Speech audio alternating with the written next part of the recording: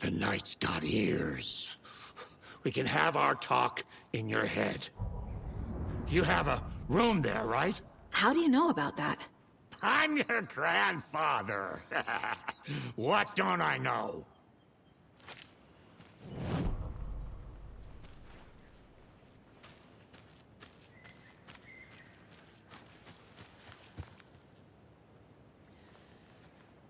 This is not the way.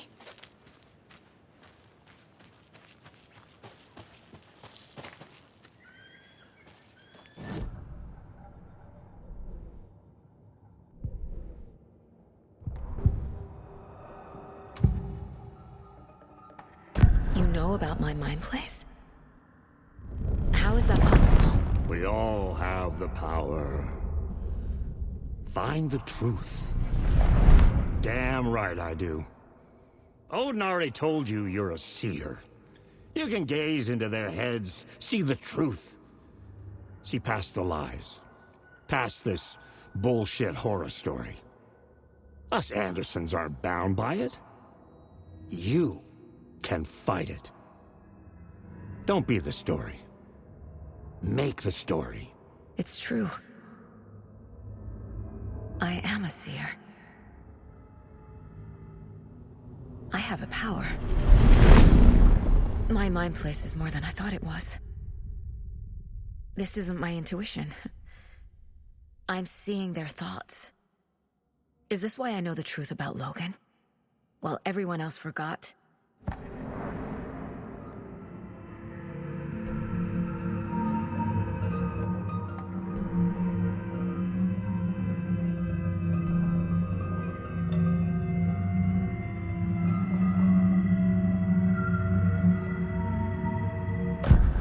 You said you were my grandfather. If that's true, why wasn't I told about you? You were part of our fucked up family, way before this horror story. I was a shitty fucking dad to Freya. Your mom didn't deserve that. Not one bit. Things were said and done. Not a day goes by I haven't regretted it. But that fucking father of yours didn't make things any easier. I know Freya is gone. So I need to apologize to you. I am sorry, Saga. I can see he's sorry. Mom said she didn't want anything to do with my grandfather.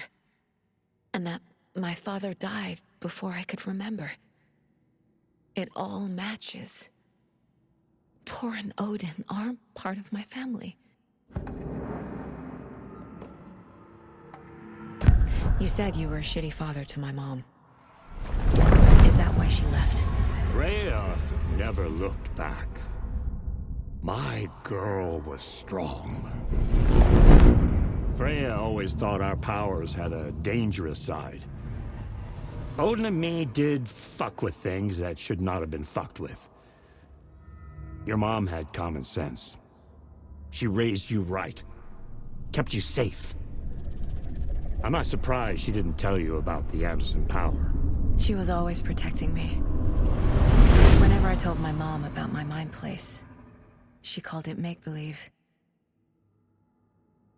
I wish she'd been more honest with me. At least towards the end. Mom wouldn't talk about my father. You knew him? Some doors are better left closed. Your dad was a complicated bastard.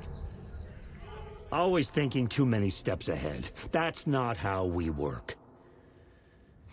There was trouble, and then he was gone. I didn't handle it well. Freya didn't want anything to do with me after that. I can't blame her. I never knew my dad or my mom's family. So many broken relationships in my past. I won't lose mine. With Logan. With David. I won't stop until they're safe. I have the clicker. Can I use it to save my daughter? An amp? Get your guitar roaring, and your drums crashing. Blow reality's eardrums. Just the light switch isn't enough. It's Tom's story we're dealing with, so he's gotta be the one to rewrite it. After that's done, he can flick that switch to bring the whole thing home, baby. I can't use the clicker without Wake. Tom. Meaning Wake. He needs to rewrite the story first. I can't stop the horror story without him.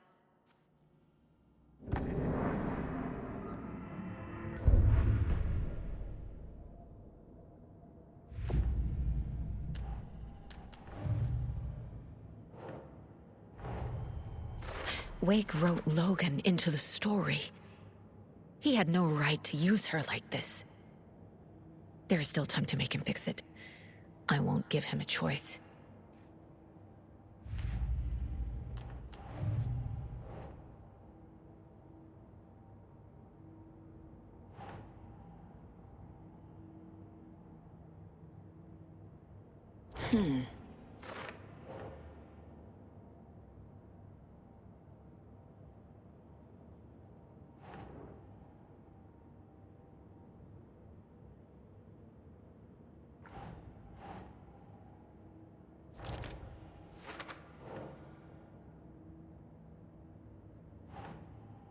Nope.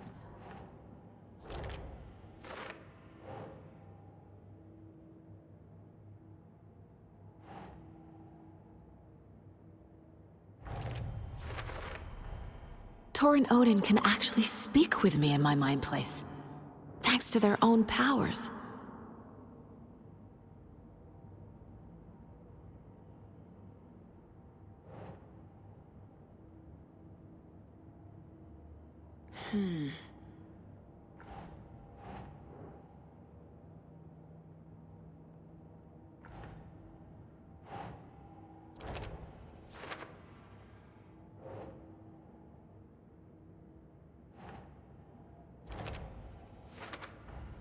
Tor and Odin are my relatives. The evidence fits with what I know is true. It's a lot to process.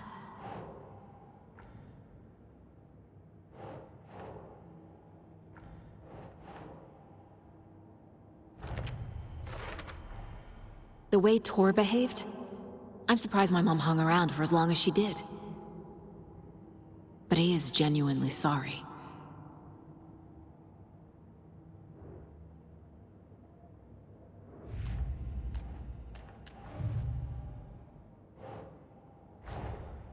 Tor is here, in the overlap. Gotta find him and get the fuck out.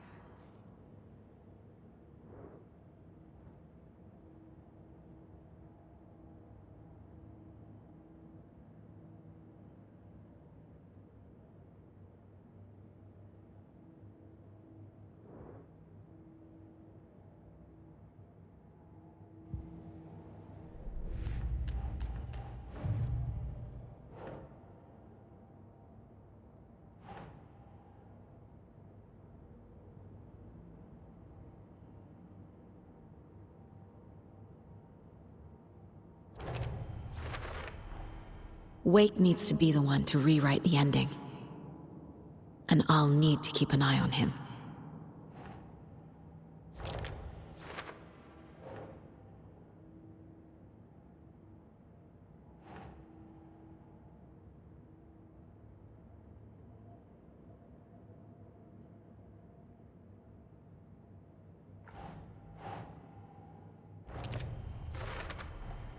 The story doesn't affect me like it does other people. Because of who I am. Because of my family.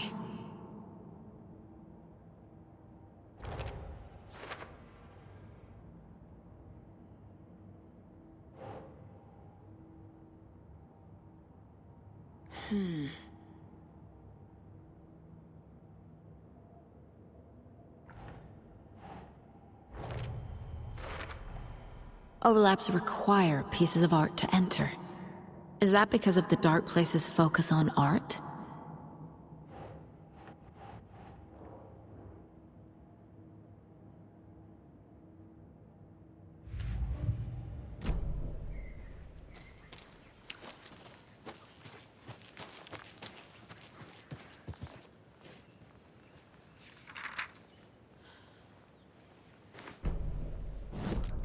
When Cynthia Weaver was downstairs at breakfast, Rose snuck into her room. With all the lamps in the room, it took her a while to find the one with an angel. Luckily, the dream Alan had sent her had been very clear. Rose was certain that Cynthia would not miss one lamp. She had so many. Tonight, Rose would put the lamp in a shoebox and let it sink into the garden pond. That's what Alan wanted. That's how she could help him. The thought made her whole body buzz with joy. Cynthia knew the lamp was missing the very moment she came back to her room. She was overcome by grief. It had been Tom's lamp, one of the few things that reminded her of him. It had not worked in a long time with the cord severed and the light switch gone. But there are other kinds of lights than the ones we can see. The invisible light of the angel lamp had held Cynthia together all these years. With tears welling in her eyes, she didn't see the shadows shifting in the corners of her room.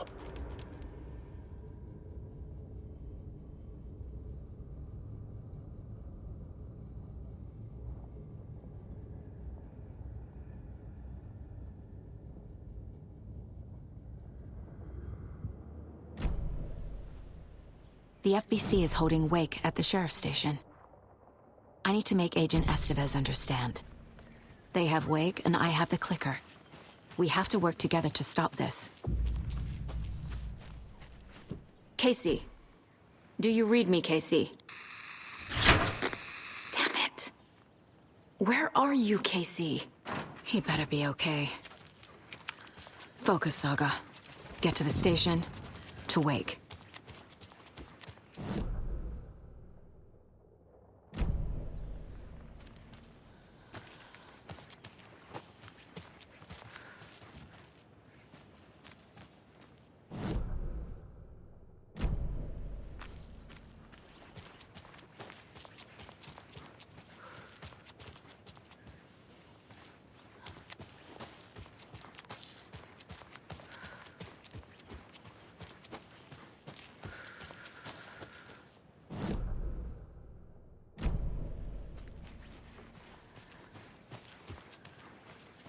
Another one of those lunch boxes.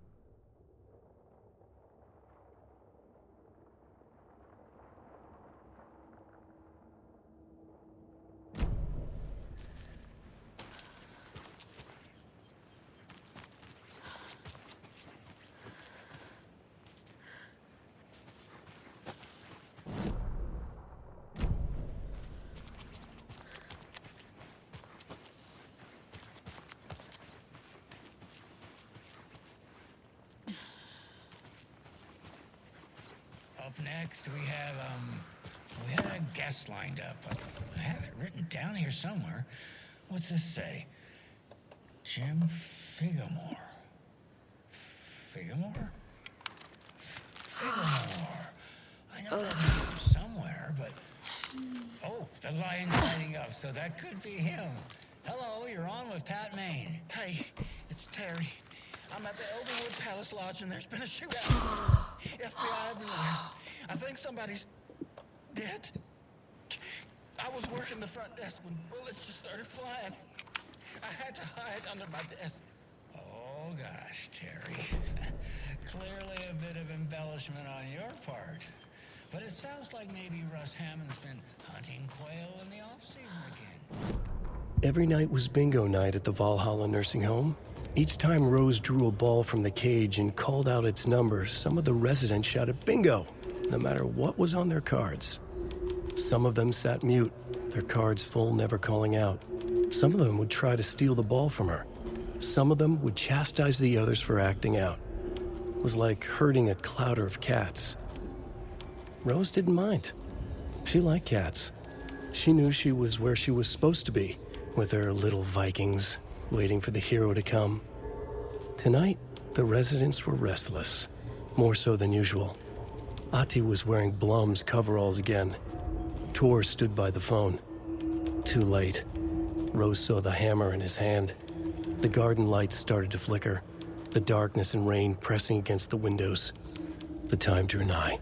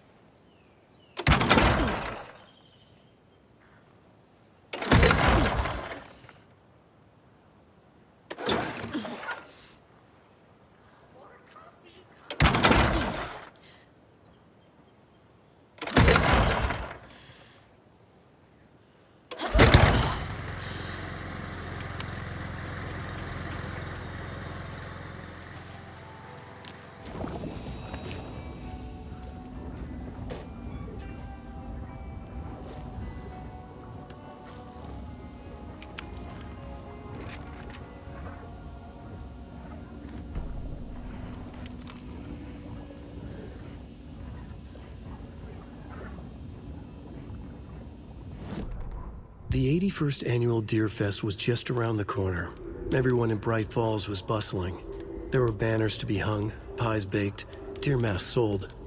Bright Falls had made the top 100 American small town lists for its modest, rustic charm. The town expected a lot of tourists this year. But a shadow hung over the Deer Fest preparations. The forecast promised rain. Fearful whispers promised more murders. The police were on high alert. Sheriff Breaker had deputies patrolling the streets at night. Bright Falls was no stranger to odd happenings. But to cancel Deerfest? Out of the question. The townsfolk were anxious, their anticipation mixed with fear. People had restless dreams. The lights seemed dimmer. Floodwater pressed in on the town, and the shadows poured in with it.